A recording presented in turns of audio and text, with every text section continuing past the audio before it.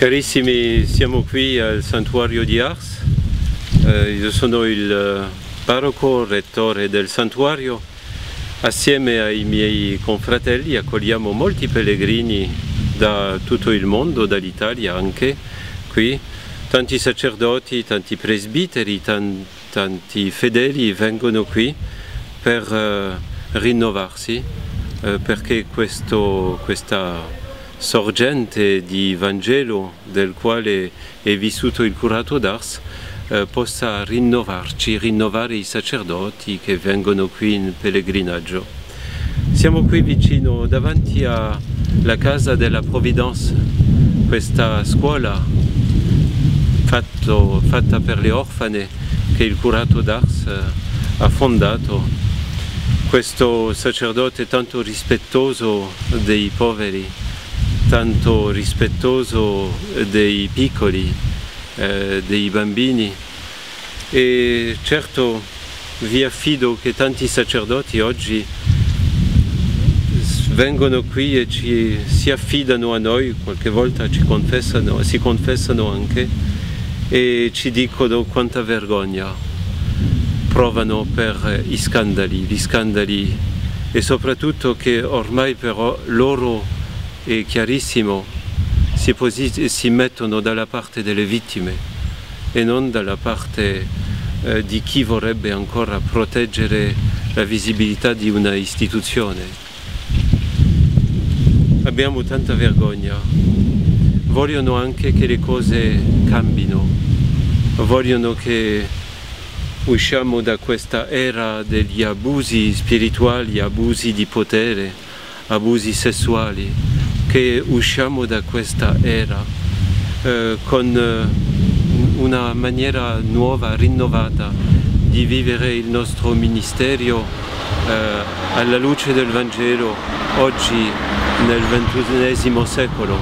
Sono pronti anche a tutto, assieme a tutta la Chiesa, al popolo di Dio, ai vescovi, al Papa, anche se fosse necessario un concilio per ribattere tutte le carte, ecco, per renderci più trasparenti del Vangelo, perché no? Quello che ci importa come al curato d'Ars è di vivere al fuoco del Vangelo.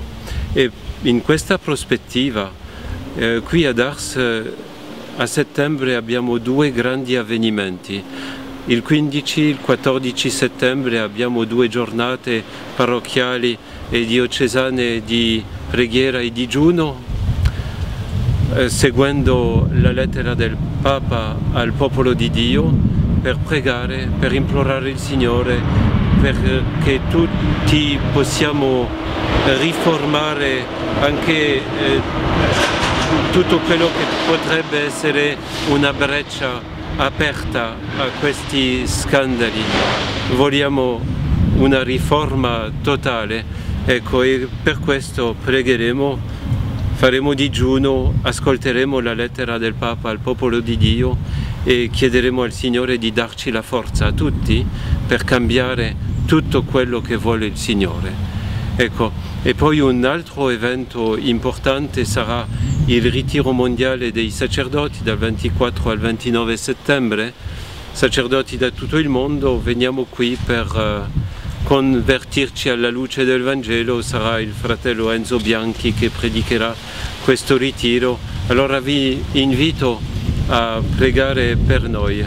Credeteci, anche se ci sono veramente dei sacerdoti che hanno commesso l'innommabile, quello di cui ci vergogniamo tanto, ci sono anche dei sacerdoti che come il curato d'Ars vogliono vivere giorno per giorno nella radicalità del Vangelo, nel fuoco del Vangelo.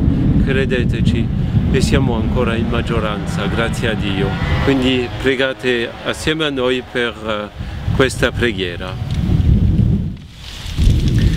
Signore, ti affidiamo i presbiteri che parteciperanno al ritiro internazionale accanto al Santo Curato d'Ars. Concedi loro la grazia di essere accompagnati nel loro cammino sacerdotale affinché possano annunciare il Vangelo con audacia, fede, umiltà e guidare tutti gli uomini verso la gioia del tuo regno. Amen.